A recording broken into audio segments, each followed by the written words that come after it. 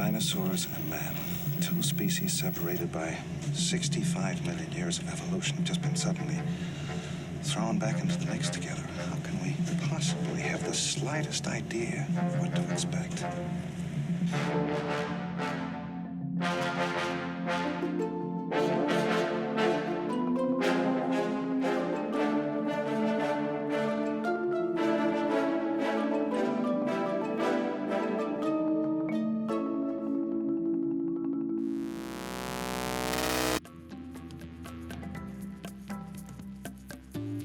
Hello, and welcome back to the NeoJurassic podcast. I'm your host, Bry, and I'm so pleased you've decided to join us today.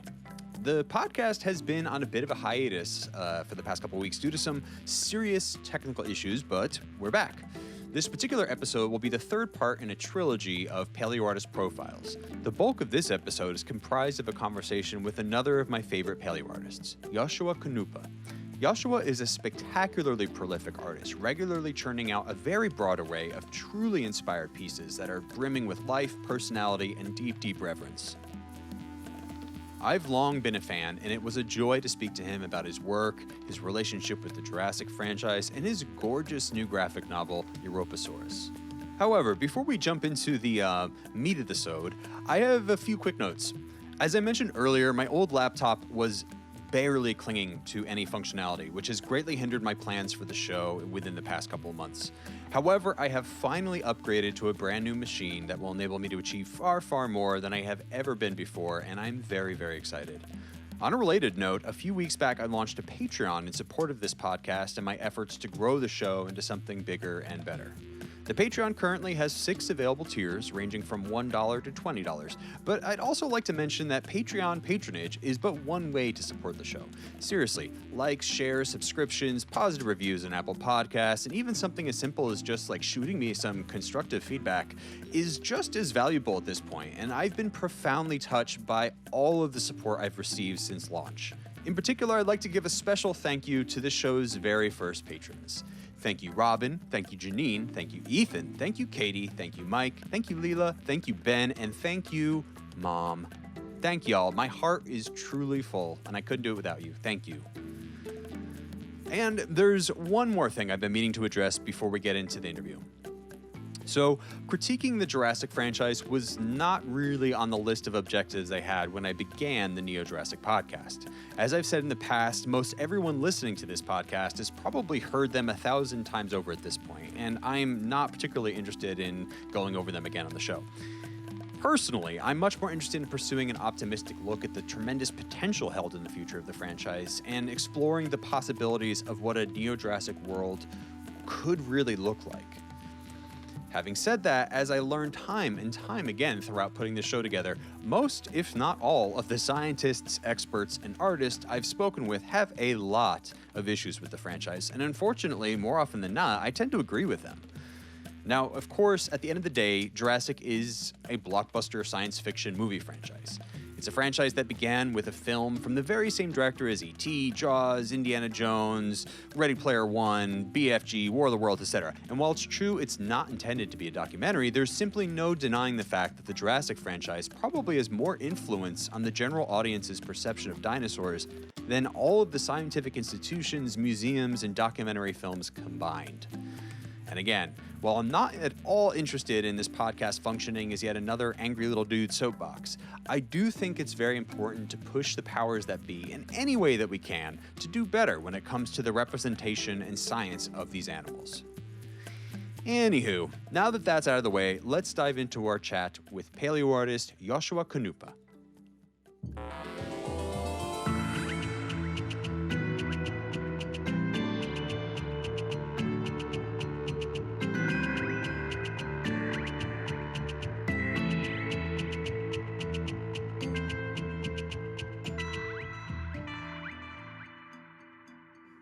So, how would you prefer to be? Is there a title you prefer? Paleoartist? Is that typically what the designation you prefer?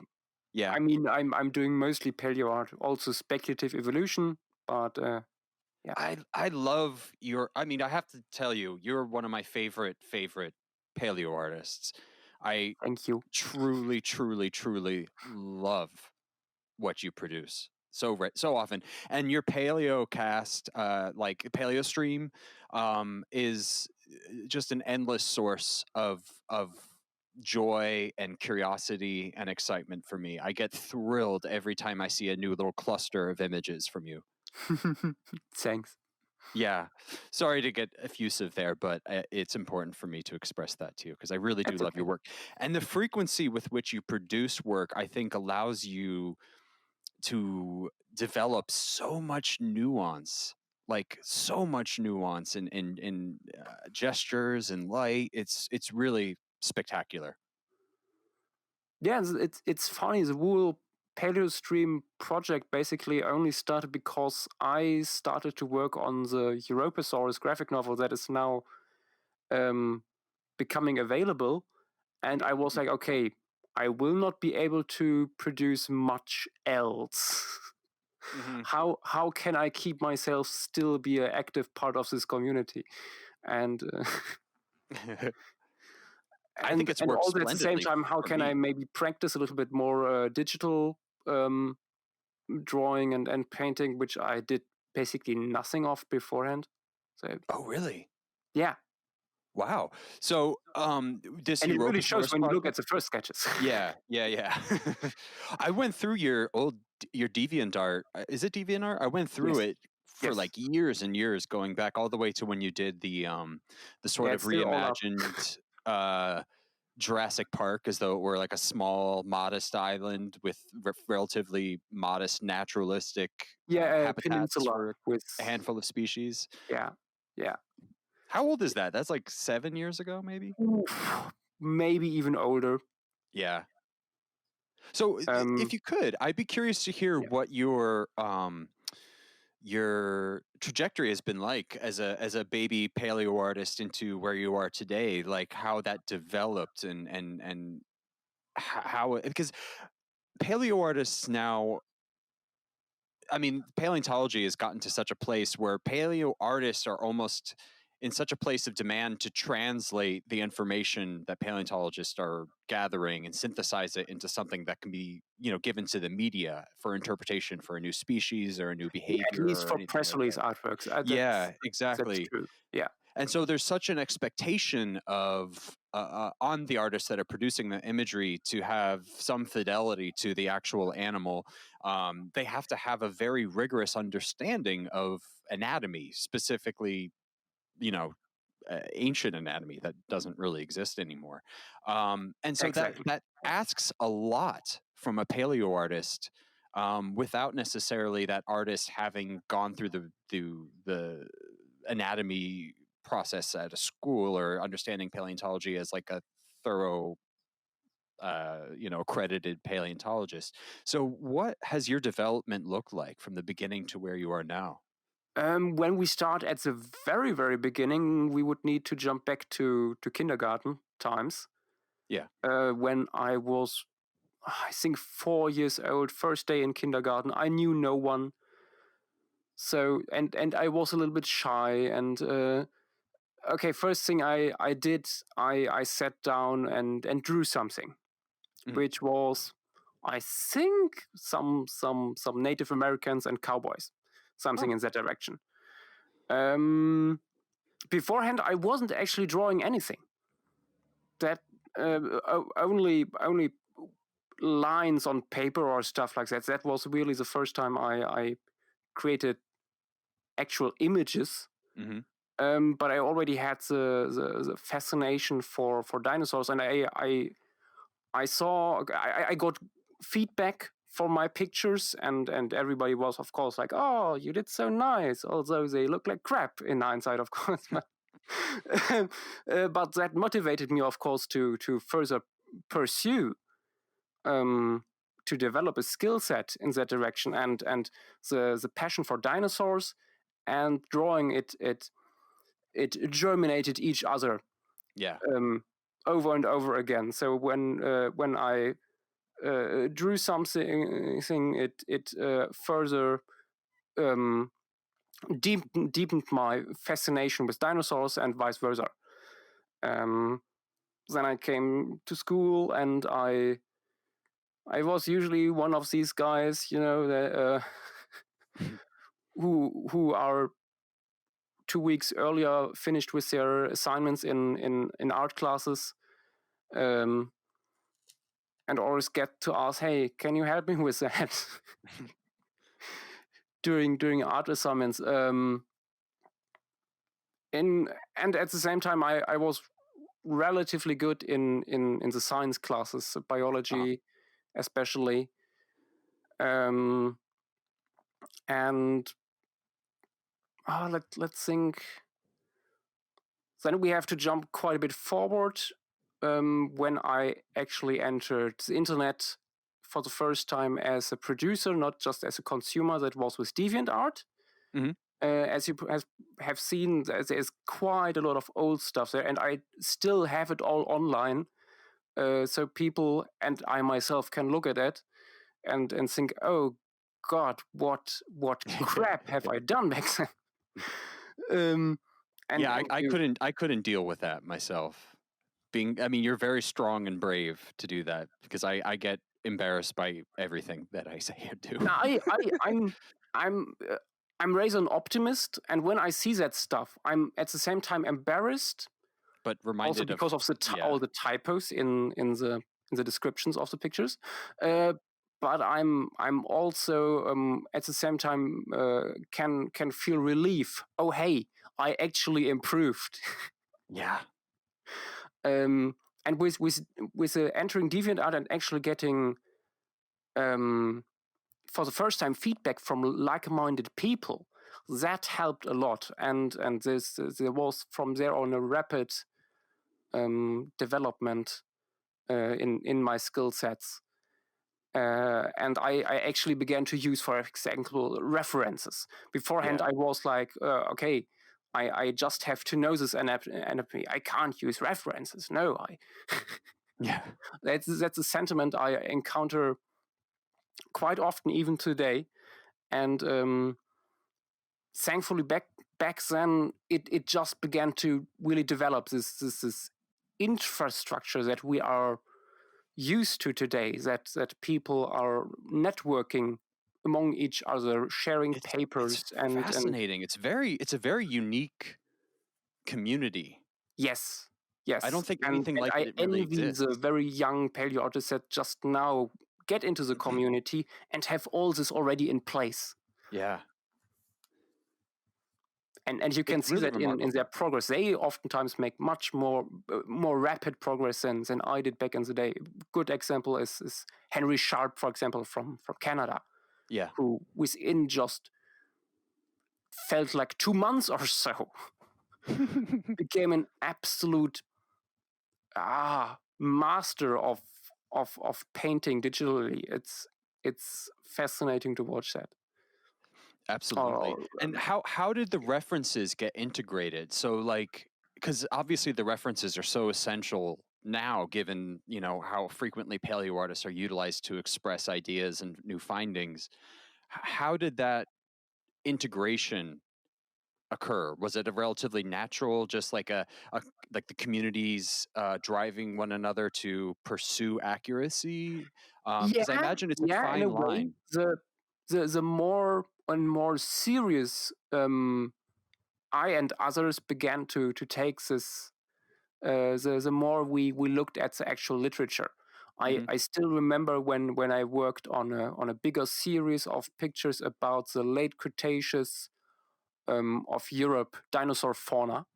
I only took Maastrichtian and Campanian taxa back then.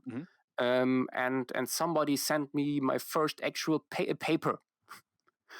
And I was like, whoa, seeing an actual academic piece of writing in front of me and all the different bones and stuff like that. And that was pretty cool. And it became increasingly so that I used this stuff, especially with the rise of what's it called? Stuff like Sci-Hub, stuff like that. Cool. What is your relationship with the academics at this point? Like with the academic community? Usually a quite good one. I know a lot of paleontologists, personally or just via email and stuff like that. Yeah, and it's a nice back and forth. Usually, when I have, for example, a commission or something, I ask for the manuscript to look at first, then I make some first sketches and I send them there, and we discuss them, and it goes back and forth, and usually I get a lot. Thankfully, I get a lot of freedom with the creation of my artworks. So that it's usually very enjoyable. What has been your favorite commission thus far, if you had one? Ooh, I can't really say. Okay. It's maybe the Europasaurus graphic novel, Yeah. because that took so long and was so challenging, but was so enjoyable. How long have you been working on the Europasaurus project? Nearly 3 years, I think. Damn. More than 180 pages of mostly pictures. That is incredible. Can you tell us more about that? Yeah. So it all started probably 4 years ago. I already had an idea to maybe make something, a little book or something like a little field guide for the together with the Dinosaur Park Münchehagen, where many of the fossils from the Langenberg quarry, where Europasaurus was found, are prepared. And so I asked them, hey, I have this idea for a little book. What do you think? And they were like, oh, maybe, but I'm not sure. And then 2 months later, I think I got in contact again with the Dinosaur Park, but also with Oliver Wings, who is a scientific leader of the Europasaurus project. And they were like, yes, now we want to do a book about Europasaurus. And but we have a very different approach than what you originally had in mind. They wanted to do a graphic novel or a comic. And I was very skeptical at first because I never did that before. Usually paleo art doesn't have much narration in it. Usually it's just standalone pictures or one or two of them, but I was brave enough to accept. And we got, besides Oliver, Henning Ahlers on board, who is our art director and studied comics specialist, and also worked on films and other graphic novels and stuff like that. So he had the knowledge about narration, storytelling, composition, and all of that. And so I got feedback from that side, and at the same time scientific feedback from Oliver, and we three together then worked on a concept, a first chapter for the graphic novel, which was at that point rather minimalistic. It was we decided, okay, one chapter we should do all at night, which turned out to be our mammal chapter about Teutonodon, the first Cretaceous mammal that was Jurassic mammal that was ever found in Germany. Back then only known from two teeth. By now we have a few more. And I still worked very, very much with drawings instead of paintings, what I do now. Yeah. And so we put together this first, very hastily, this first chapter, and sent it off to the Volkswagen Foundation, a big foundation that helps scientific projects with funding, but also science communication projects with funding. And we got the money, and then we began basically production. And it turned out to be more than 11 kilogram of paper. Wow. On my side, and probably 300 gigabyte of data. Damn. And is there text includes, or is it all just purely visual storytelling?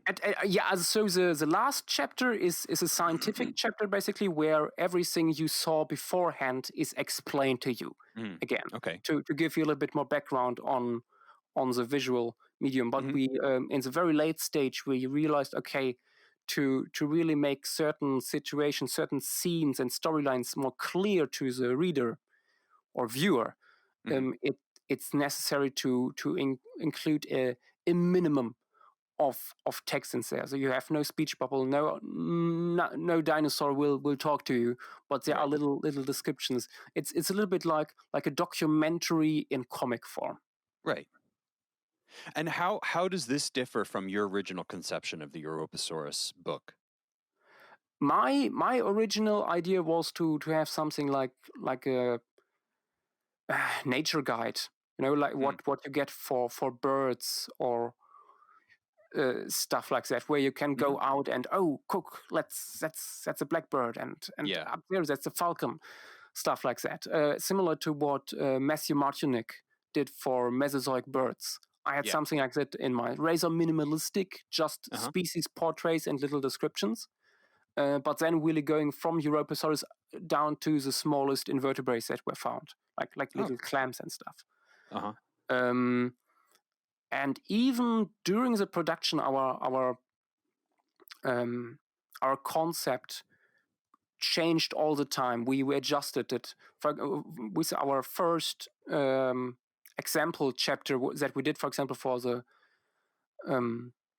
foundation, we had to redo 80% of that after we finished the last chapter, because we realized, okay, my painting skills are so much better now because I did nothing else over the last 2 years.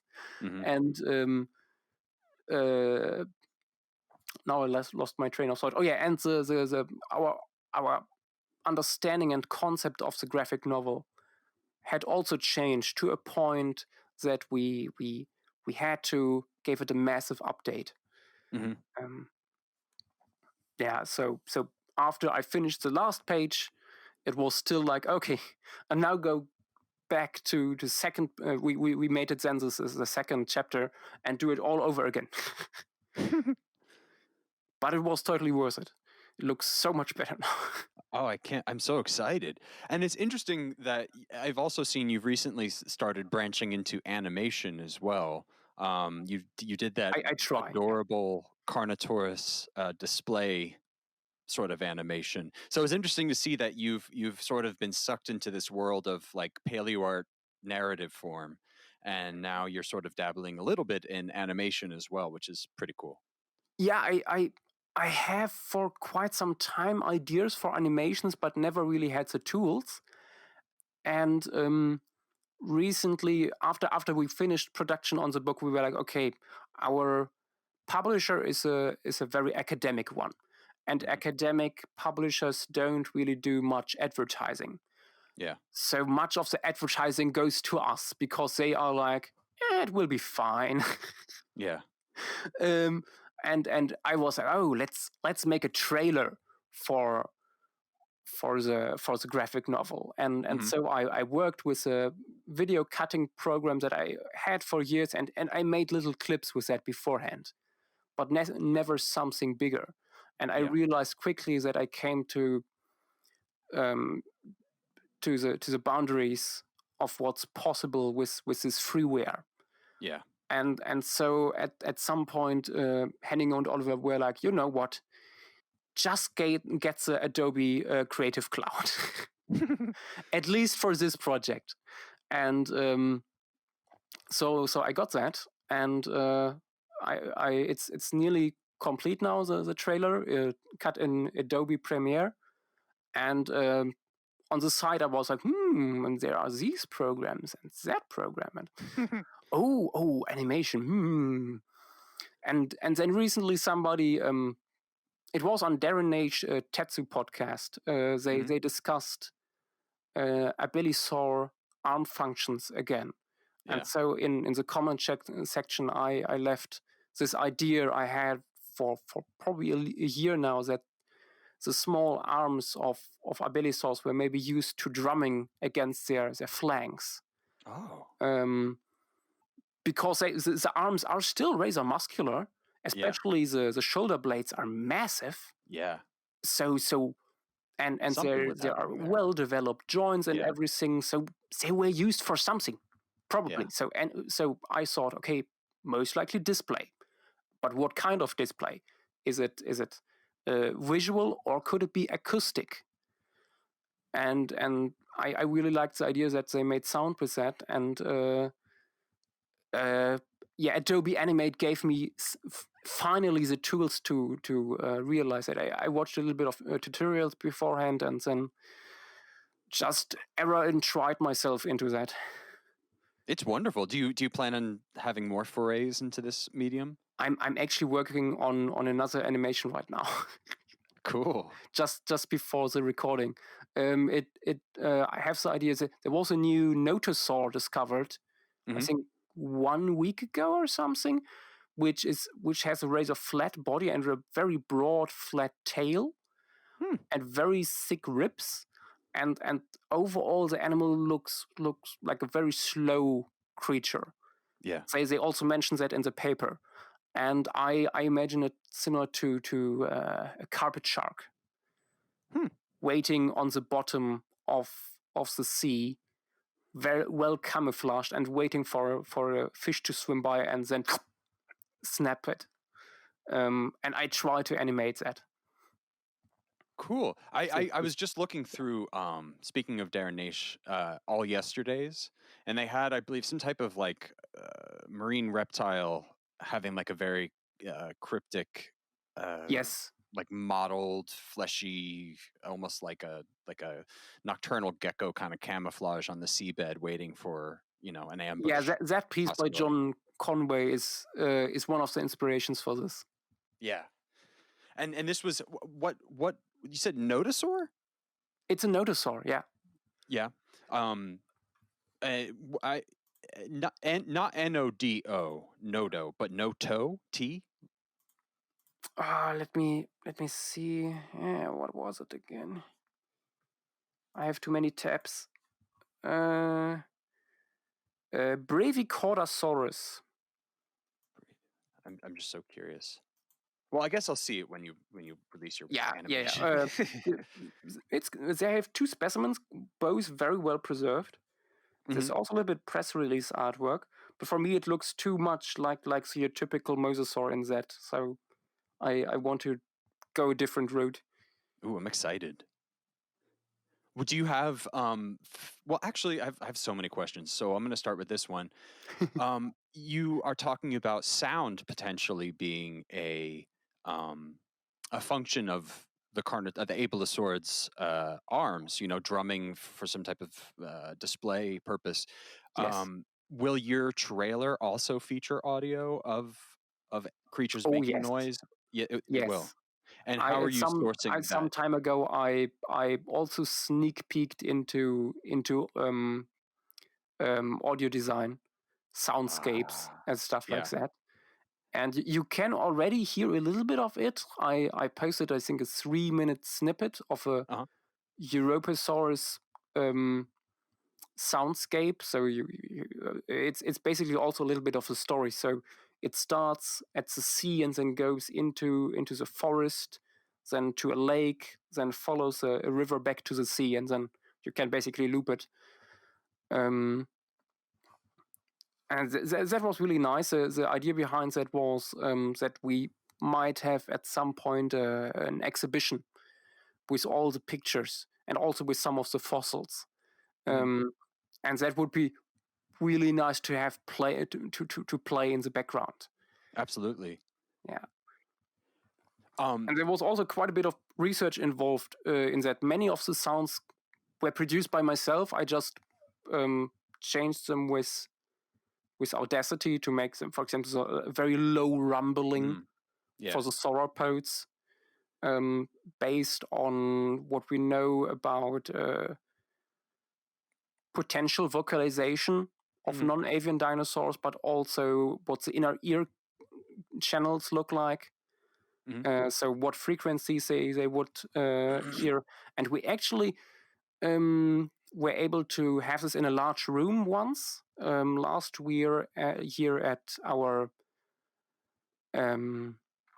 annual exhibition of our art academy, where I still study.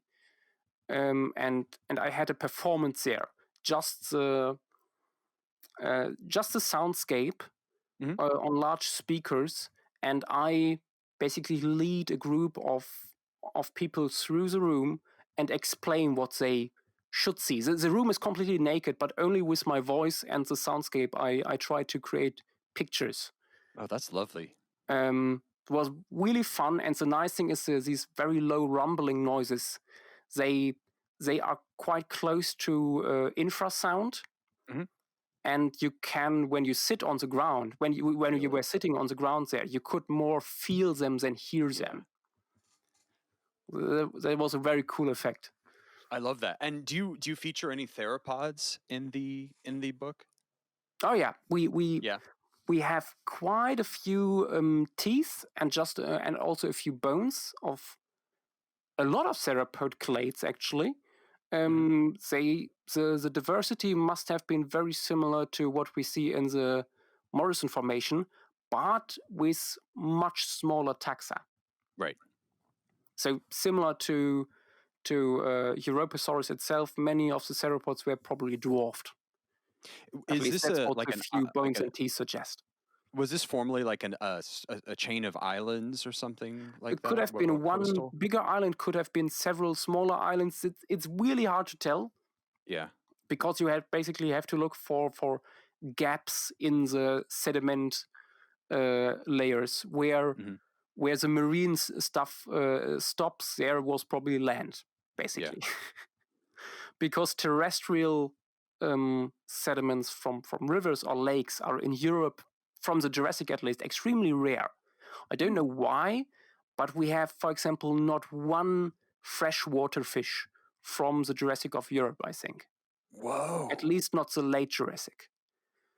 We know that fishes like Lepidotus and a few others also went into brackish and freshwater environments, but they are not exclusively found there. It might have to do with the ever-changing sea levels that freshwater fish communities rarely really establish themselves. But I think at least in the Iberian Peninsula or parts of Great Britain, there must have been big lakes and rivers, and it's really weird. That is so bizarre, because you would think the river and like pond sediment would be ideal for preserving freshwater fish, and yet they're none. Yeah, I actually mailed fish experts for Jurassic fishes, and they were like, nope, no freshwater fishes there. So bizarre. Yes, it's quite a mystery. When the first fish fauna of late Jurassic Europe will be described that is not marine, I will probably celebrate that. That's that will be interesting.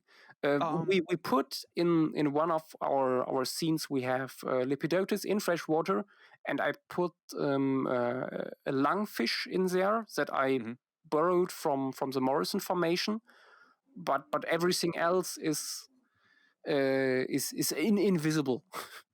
Basically. Were any other freshwater organisms found, like amphibians or anything like that? I don't think we have amphibians.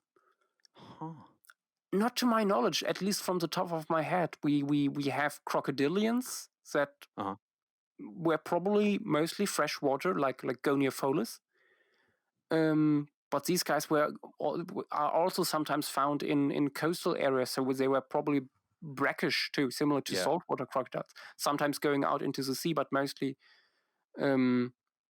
being freshwater inhabitants. What a mystery.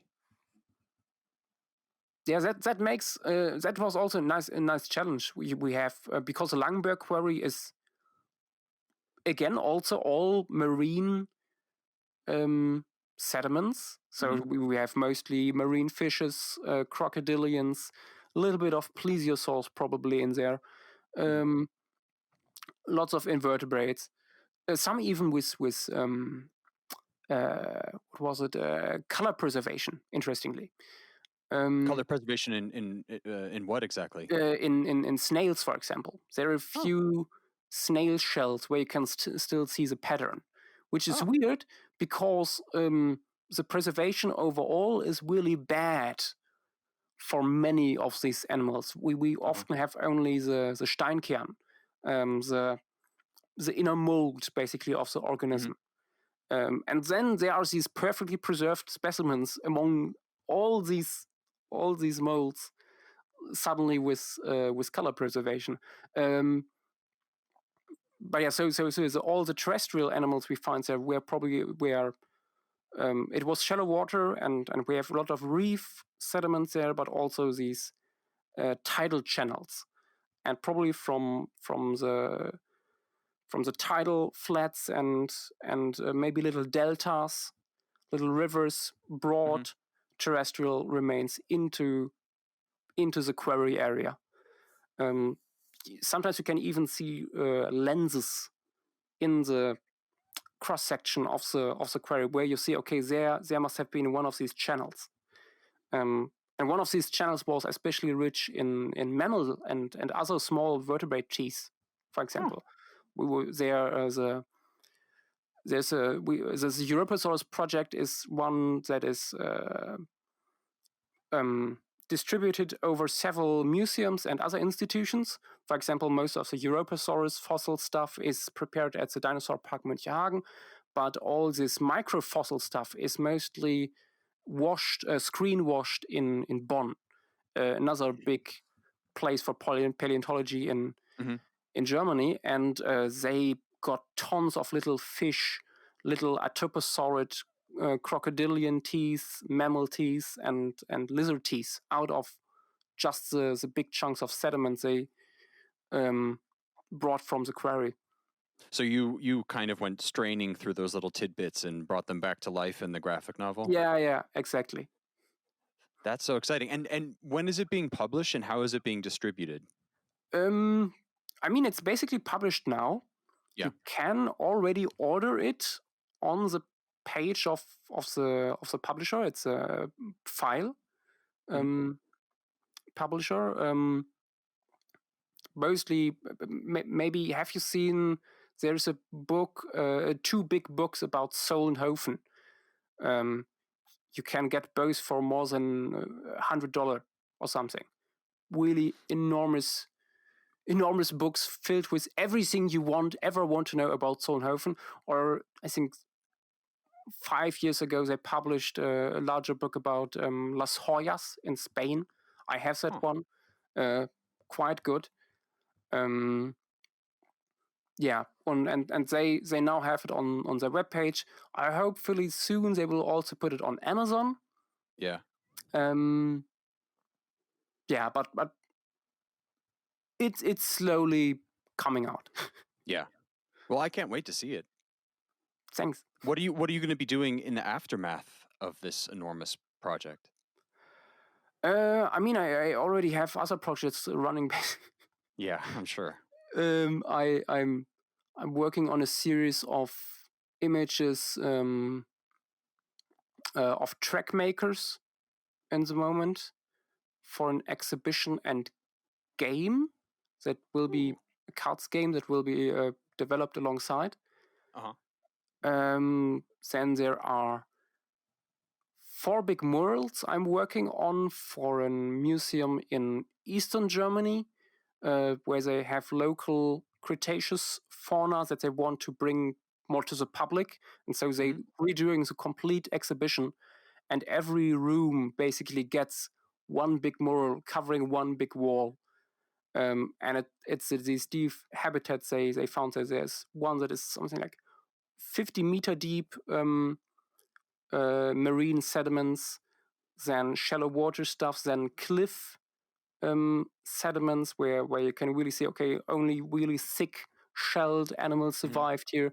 And then we have one picture with terrestrial stuff, with beaches, and a lot of plant fossils were found there. A little bit of dinosaur material too, but mostly I need to borrow from Eastern Europe for that. So yeah, a little bit of pterosaur will also be seen in the background. If you could have any mural project to represent a scene from any point in geologic history, what would your dream mural be? Ooh. There are so many possibilities. It's a problem. Yeah, I should know better. I try to have no favorites actually. Yeah. I like to say my favorite thing to do is the stuff I'm working on right now. To not fall into this trap of only drawing that one thing over and over again. I mean, I would love to do at some point, for example, an Ediacara fauna mural too. You know, at first that seems extremely boring, but I think that's quite exciting point in time where you have all these animals existing together before the rise of any predators. Yeah. Basically.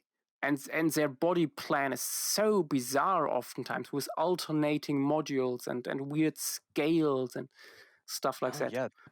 Okay, on the other hand, I really would like to do some early Cenozoic stuff, for example. Yeah, just a few million years after the dinosaurs died. I think in was it North or South Dakota? I can't remember. There was a very cool fauna described, I think, last year, with some surprisingly large and diverse mammals, and among them also some reptiles and birds and crocodilians and stuff and turtles. Very, very cool.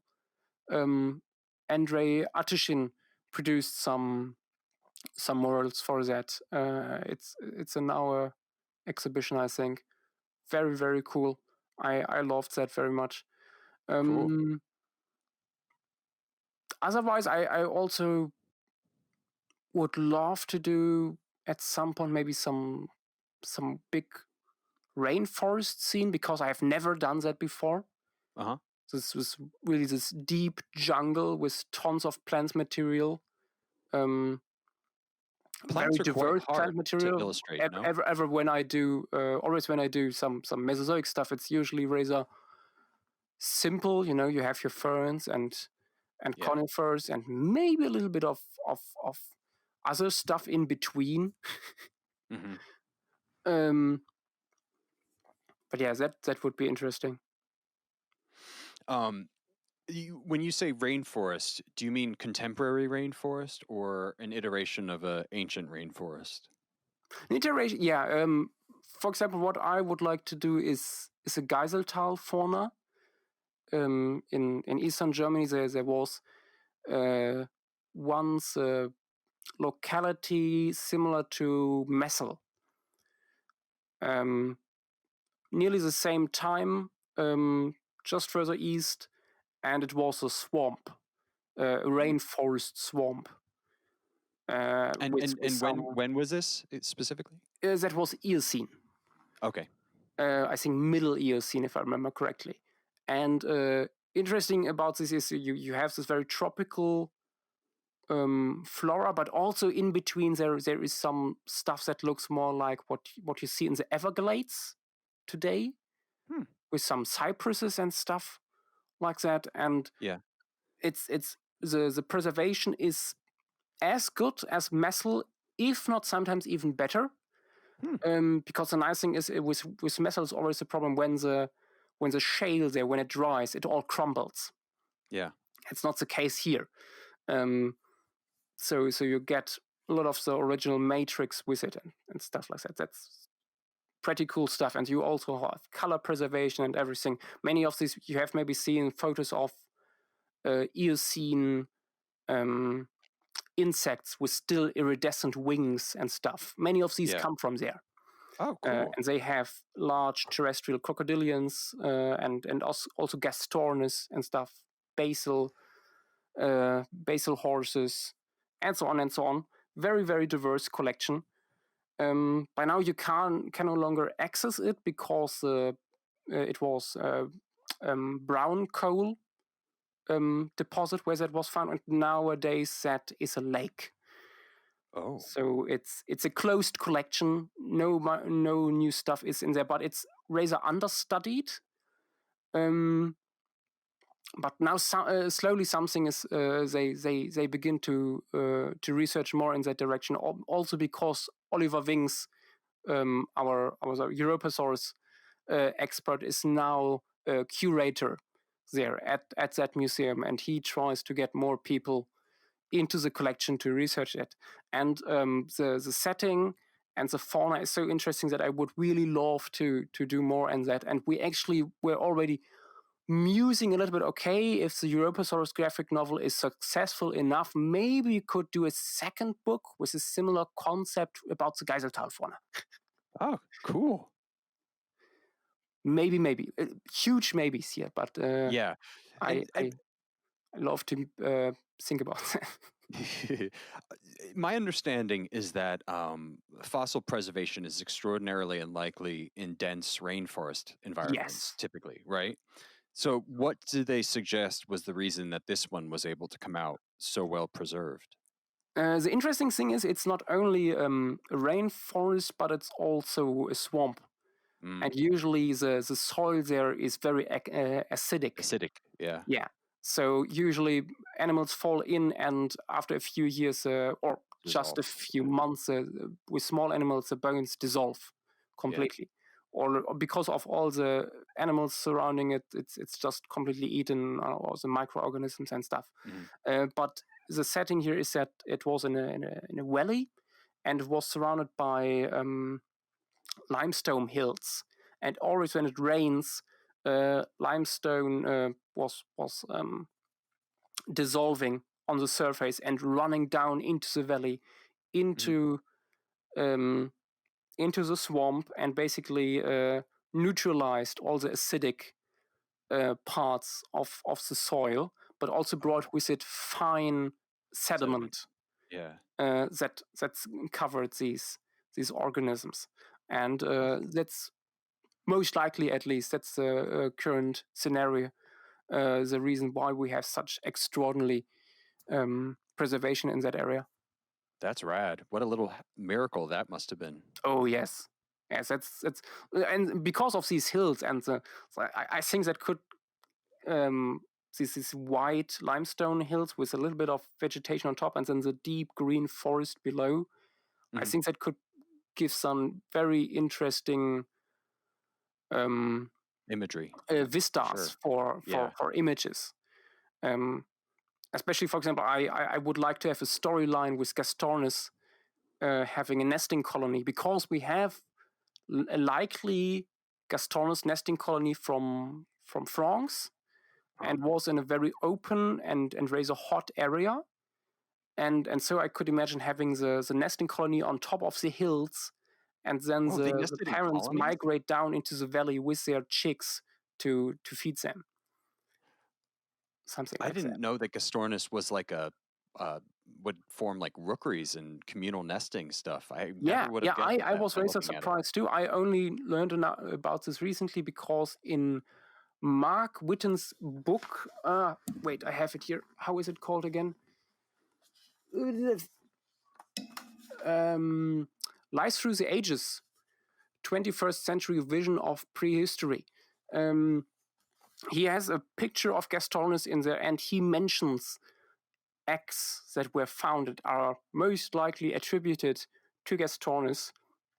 And I was totally blown away and had to research that, and there are a lot of remains, actually. It's surprising. Huh. Okay, so I just realized that we're almost at the hour point, and we haven't even touched Jurassic. So I'm now gonna dive into that. Sorry for all future listeners.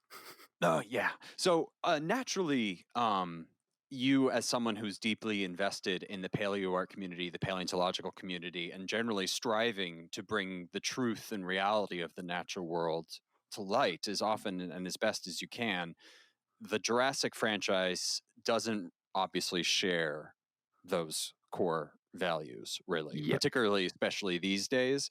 But it is, the populace's most common and significant access to the world's bygone now.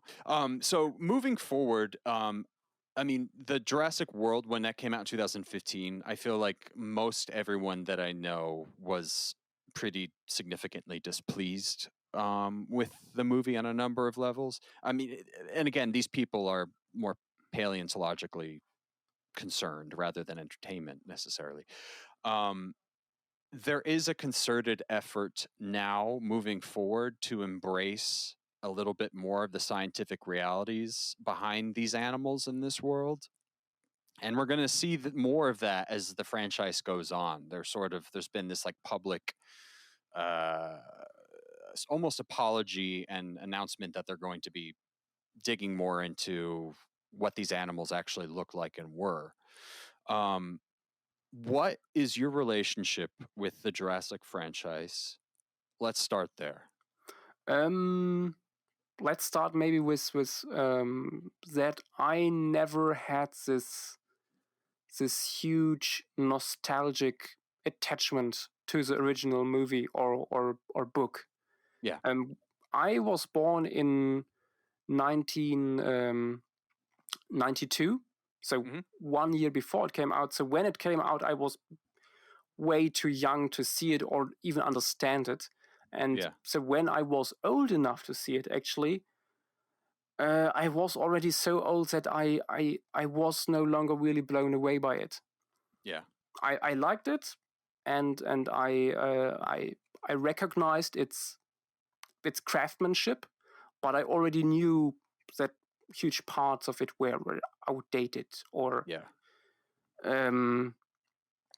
or had quite a bit of fantasy in them.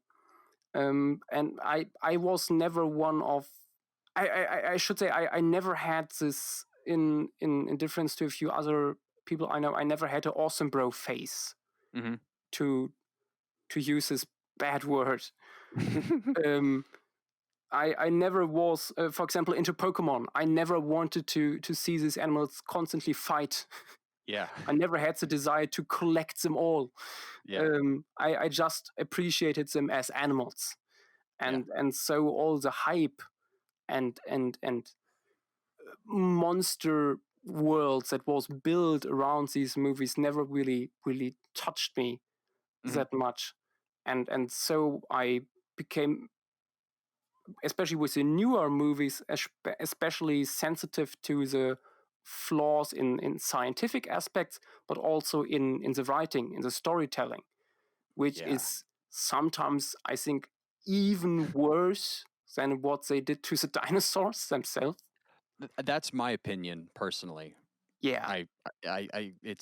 It's just stuff like, okay, you in the first Jurassic World Park, you come, the two kids arrive there. I already forgot their names, by the way.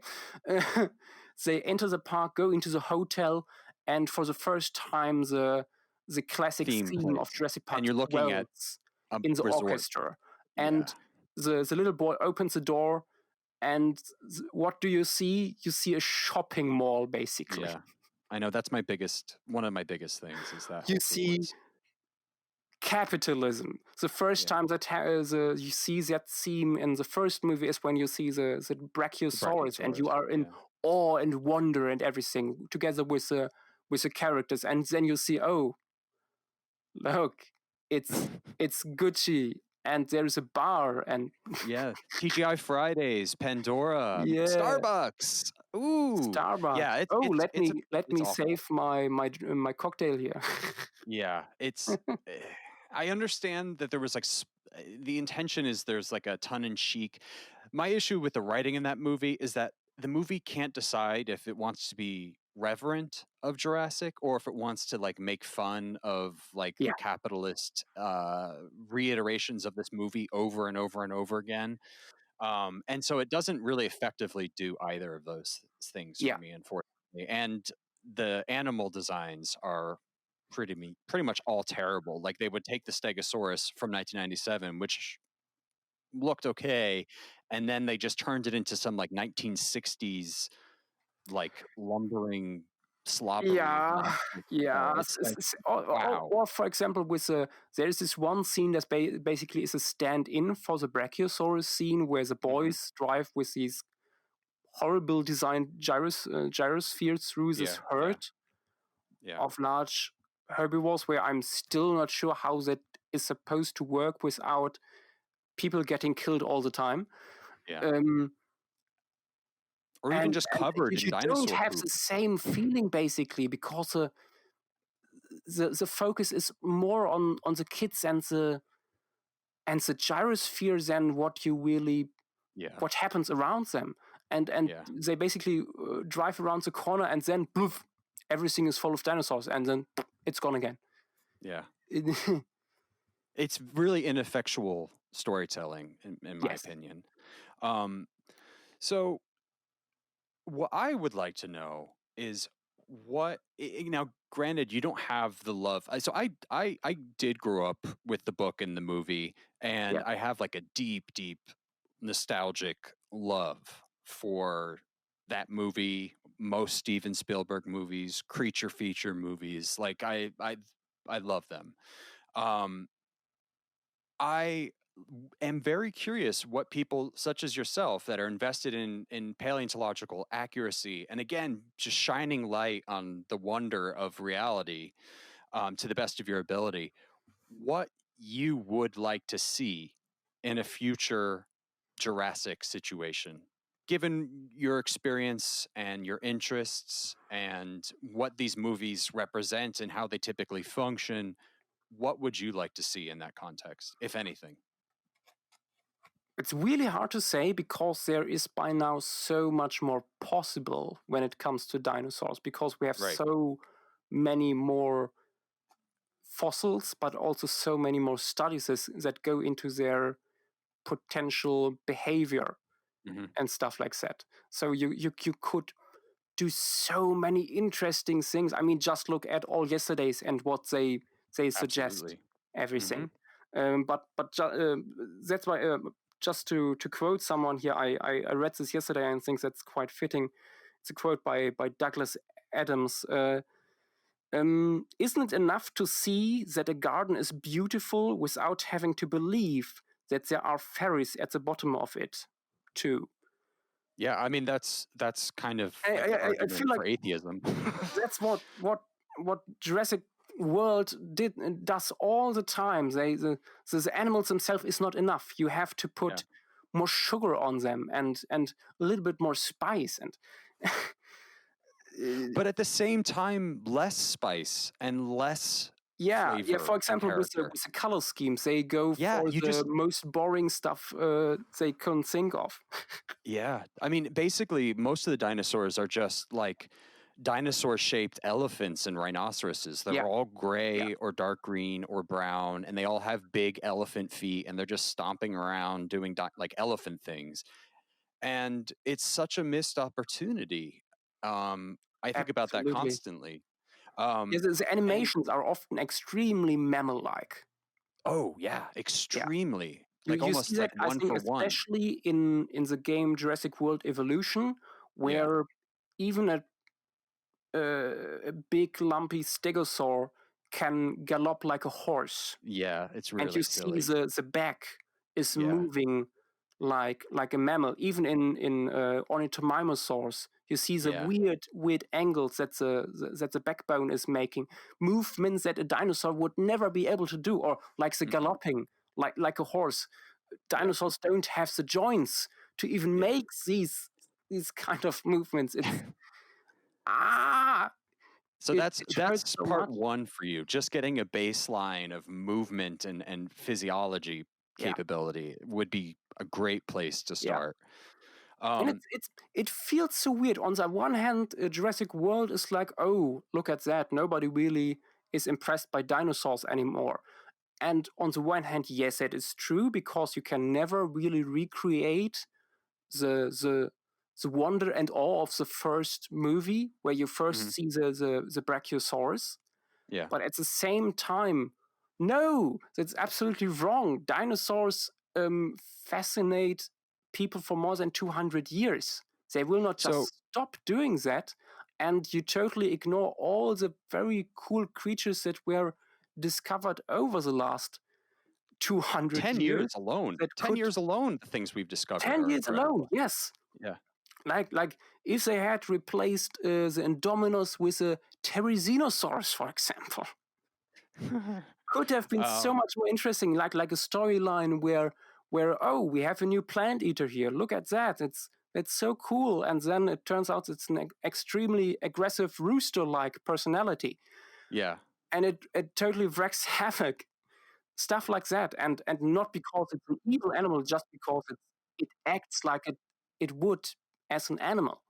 That's something else. They oftentimes these in the two newest movies, the creatures oftentimes act more like characters than the actual characters. Yeah. They are better actors than. Yeah. than I think it all what you comes see down to from the the human. writing, really, to be honest. It's really just all the writing. I mean, you Yeah. can't write animal behavior. So the animators are doing a better job of animating living Yeah. things than the And hackneyed then you see people on Twitter or elsewhere using Blue or Rexy as strong female characters. Yeah. And I feel like, okay, if you want to, but at the same time, that tells a lot about the movies Yeah. when you have to pick out the giant murder lizards as Yeah. strong female characters. Yeah. I mean, I always just perceive that as like a little cheeky joke, but it's true. I have seen quite a few unironic posts in that direction, unfortunately. I have to be honest, I always overestimate people's intentions. Unfortunately. Yeah, maybe. Yeah, it's on the internet. Everybody is a cat. It's, Yeah. yeah, Yeah. can be hard to read sometimes. Absolutely. So the Therizinosaur is one of my I mean, it's just fascinating. That and Dinocyrus, I think daily about both of them. I mean, all day, really. I just think about them and how strange and fascinating they are. What other animals would you like to see in the setting of a science fiction adventure film? I mean, Dinocyrus is a good one. Atsdarkits. Yeah, that's my number one. Come away from this tropish use of Pteranodon in every goddamn movie. Yeah. This is what I talk about in every interview, are the pterosaurs and my campaign for the Azarchids. Like, that's what I talk to everyone about, because that's my biggest pet interest, I personally. mean, on the one hand, I already hate that they always have to bring horror into these movies. Right. You know, But if you're gonna do it, yeah, but if ground you're it gonna in the do reality it, of at the least situation. choose some taxa that would actually give you horror chills. Right. Yeah. If They basically have like it's an seagulls overgrown gull. attacking people. Yeah. Pteranodon is a giant gannet. Yeah. Yeah. That can pick people up like an osprey. Oh yes, of course. Yeah. It's that's my least. Whenever that moment in Jurassic World happens, the whole movie just stops for me, and I'm just like, this is just gremlins. It's just Yeah. gremlins, but they have wings and And they're of course attacking they them get all. teeth, and Yeah. It's so depressing. and the skull is don't know. extremely shrink wrapped and everything. And Yeah, it's dreadful. I think that and the Stegosaurus for me are the worst parts of these Jurassic movies. and then Pain. later on in the second movie, of course, the holes in Sinoceratops frill. The That animal one that doesn't was make any originally thought to planned to be a Pachyrhinosaurus until they realized, oh, all the fans think that's the Yeah. Sinoceratops. Oopsie! Apparently, we did something wrong with the design. Yeah. So we retcon it into Sinoceratops. Yeah. I will say though that is one of even though it bears no resemblance really to any living ceratopsian, Yeah. I do appreciate that they did get adventurous with the design of that animal. I feel like it's at least a little more inspired than most of the other things.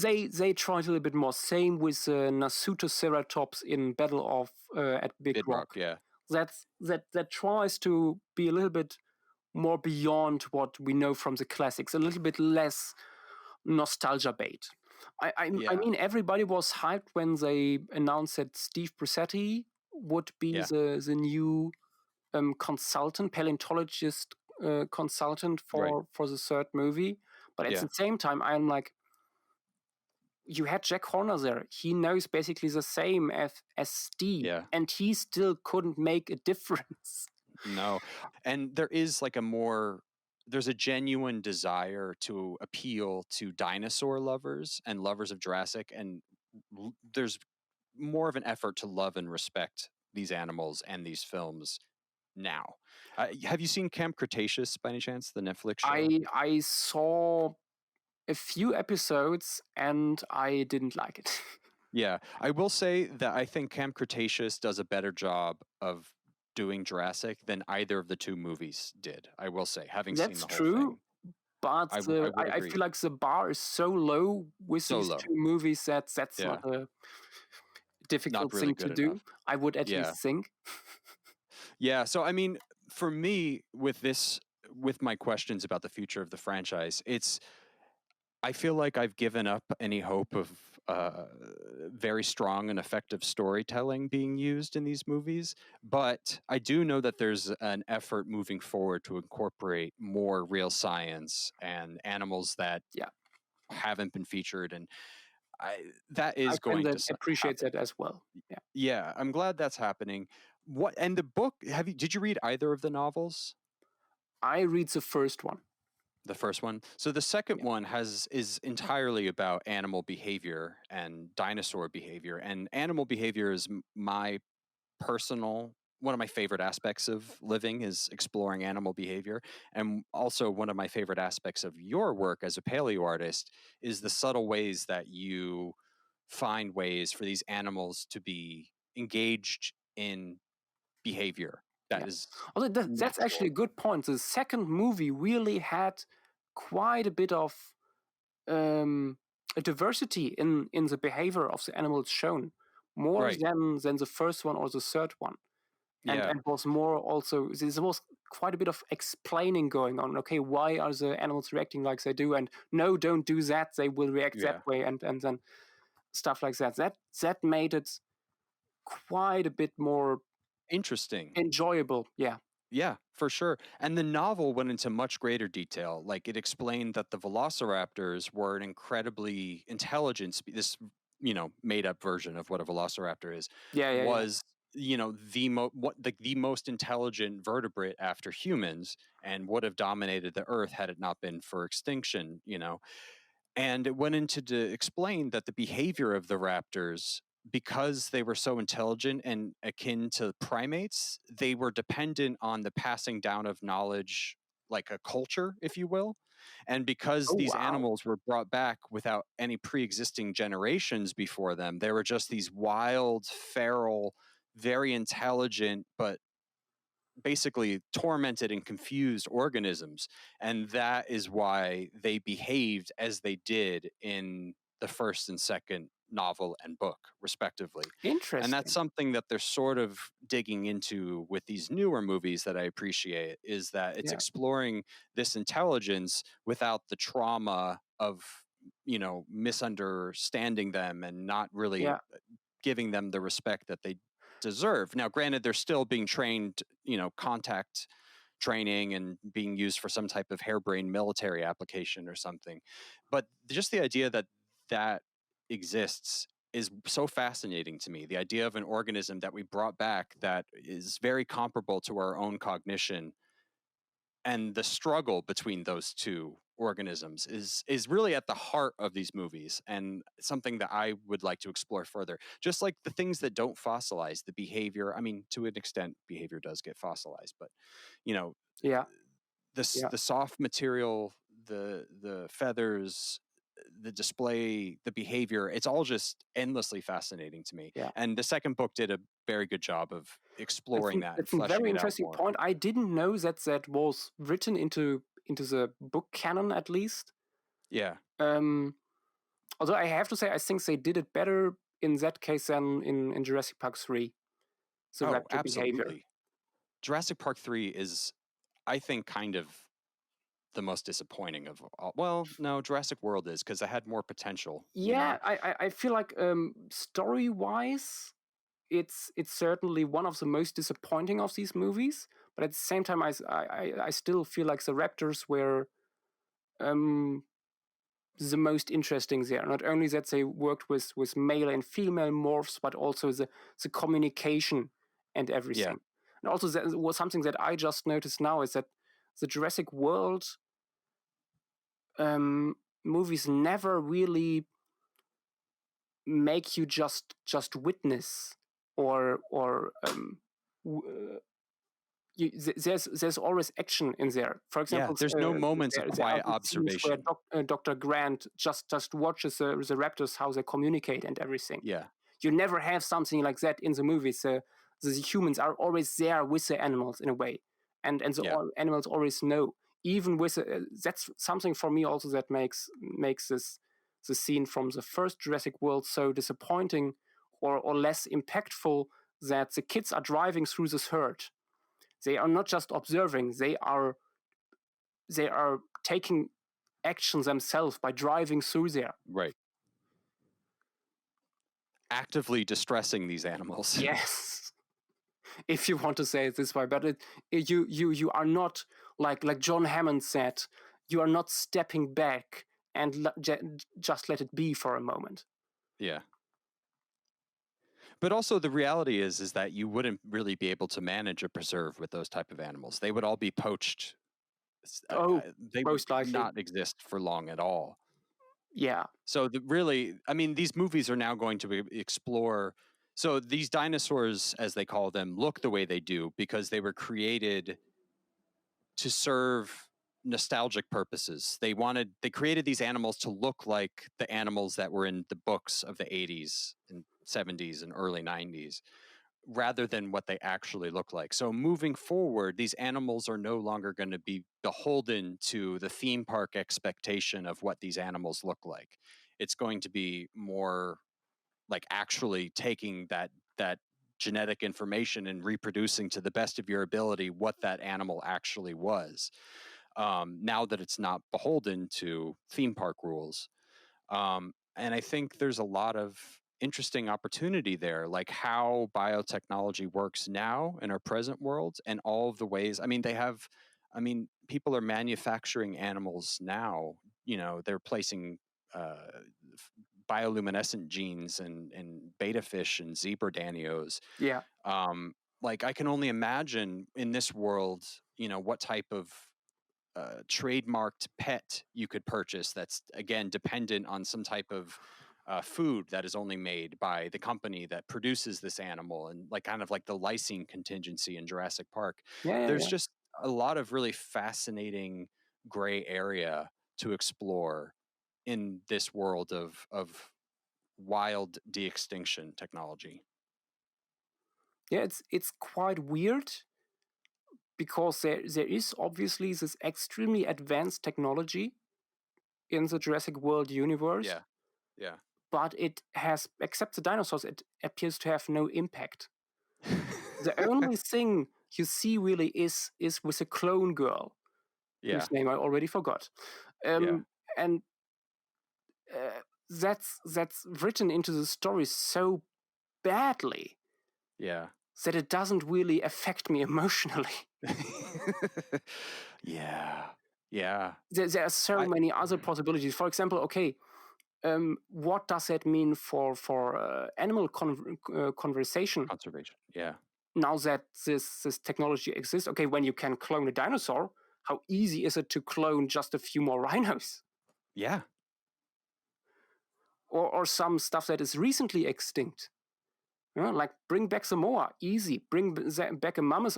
Have 200 of them. Here you go. Yeah, it's exciting to think about what that world looks like and could be. Yeah. I think there's a lot of cool stuff that could happen there. Jurassic World is one of these movies that fails at world building in a way. Doesn't really think through the implications of its own little thing that it changed. Yeah. No, that's the only thing they changed compared to our world. Is they threw genetic technology forward by something like 200 years. Yeah. Well, But I mean, you they also had that don't giant see that. hologram and those gyrosphere things that somehow managed to roll across the dinosaur savanna without getting covered in dinosaur poop. Oh yeah, I Um, mean that's certainly future technology. that's some incredible technology at work right there. Yeah, that's that design. I mean, they look cool, Yeah, but but they beyond don't make any that, sense. So, you say nobody you don't really. have any favorite species typically. You try to avoid that. Yeah, Yeah. it's, mhm. It's like um, the old quote by Ian Malcolm. Nobody really thought at some point if they should, only if they could. Yeah. No, if they wait. Blah, blah, blah. They were so preoccupied Yes. with whether or not they Yeah, could, I'm bad they at this. didn't focus on whether or not they should. That. Same with the gyrospheres. Yeah. And so on from there. Oh, okay, Joshua, thank you so much for your time. It's been so much fun talking with you. I actually wish we could have talked a lot more outside of Jurassic because there's just so much cool stuff to talk about. But I really appreciate you giving your time and sharing some of your world with us. I really, really appreciate it. No problem. It was a pleasure.